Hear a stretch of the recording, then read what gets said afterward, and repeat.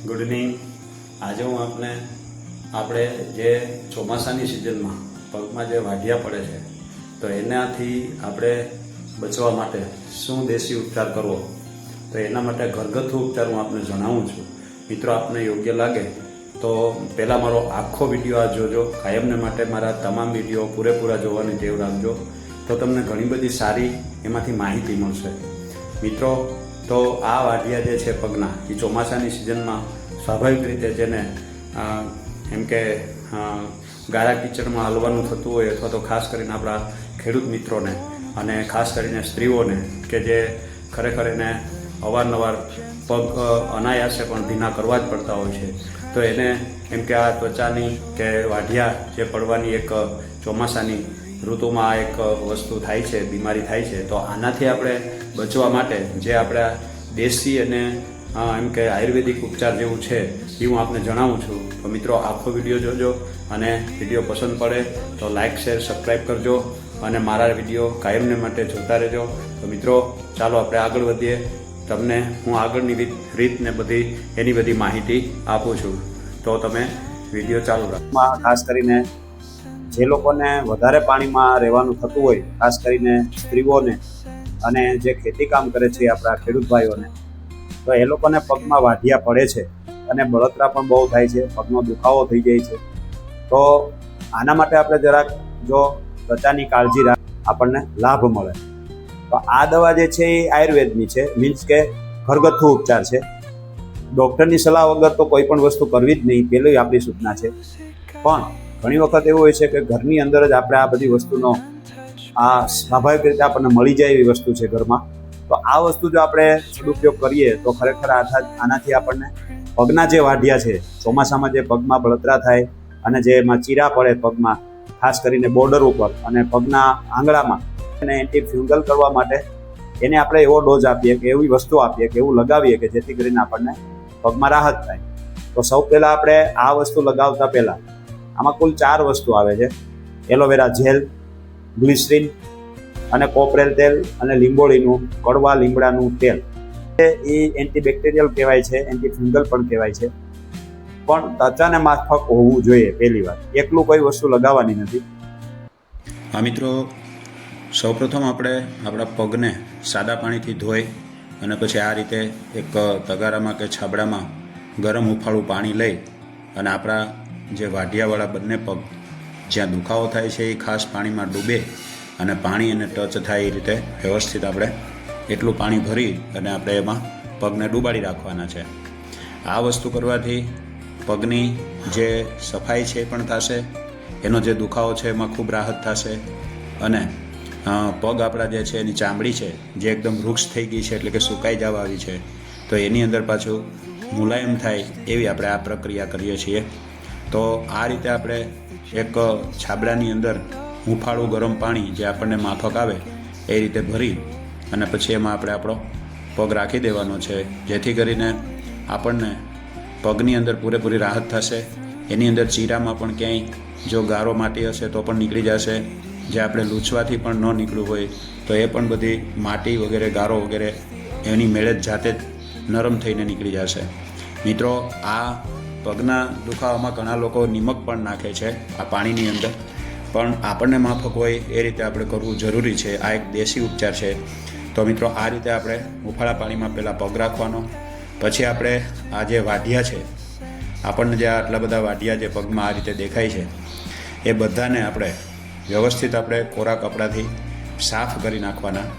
સાફ કરી અને એને જેમ બને એમ જેટલા ગાળામાં જે વાઢિયા છે એ બધામાં જે વૃક્ષ થઈ ગયેલી ચામડી છે એને હળવે હળવે દૂર કરવાની, એટલે કે એને આપણે એકદમ શાંતિપૂર્વક આને આપણે કપડાથી જ આપણે ચોખ્ખા કપડાથી સાફ કરી અને આપણે જે આ જે વાઢિયાના જે ચીરા પડેલા છે પગની અંદર, એને આપણે બધાને પગના આંગળામાં પણ એકદમ ચોખ્ખા કપડાથી સાફ કરી નાખવાના।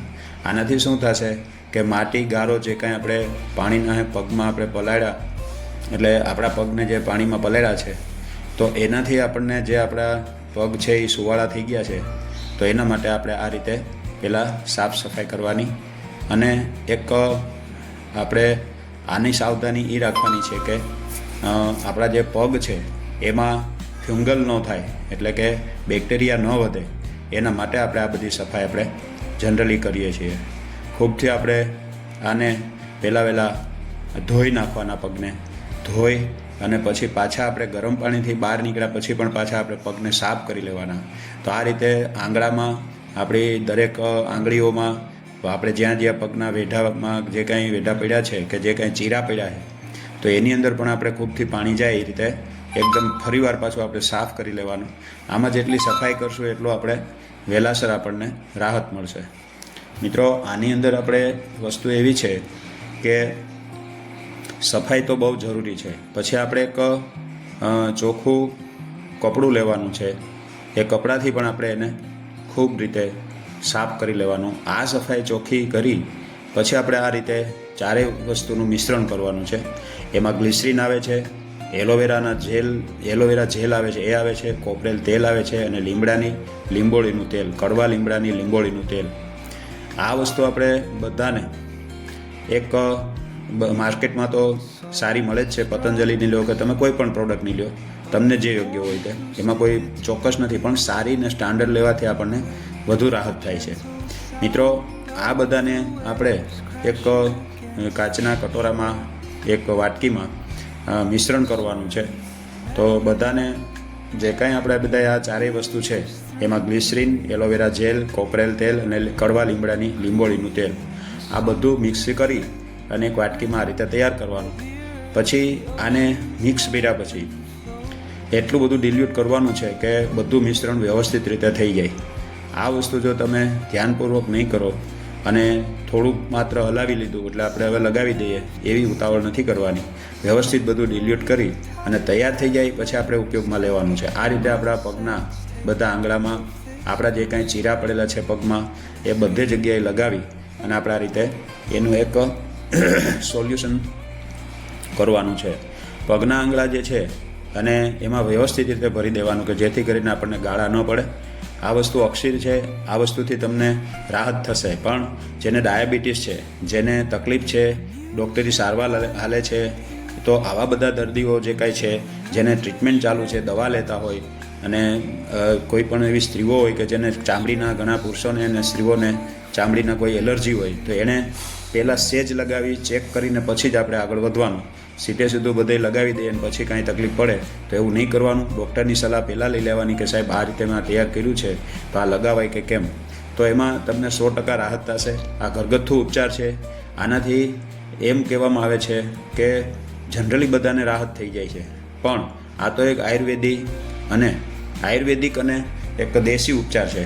આ કોઈ એવી ગેરંટેડ બાબત નથી કે જેમાં ઘણાને લોહી પરવું નીકળતા હોય પગમાં, તો એને તો ડૉક્ટરને પૂછ્યા વગર કાંઈ લગાવવાનું આવતું જ નથી. ઘણાને વધારે પડતા ચીરા હોય છે પગમાં, એટલે કે વાઢિયા હોય છે, તો એણે પણ ડૉક્ટરની સલાહ વગર આ કાંઈ કરવું નહીં એવી ખાસ વિનંતી છે.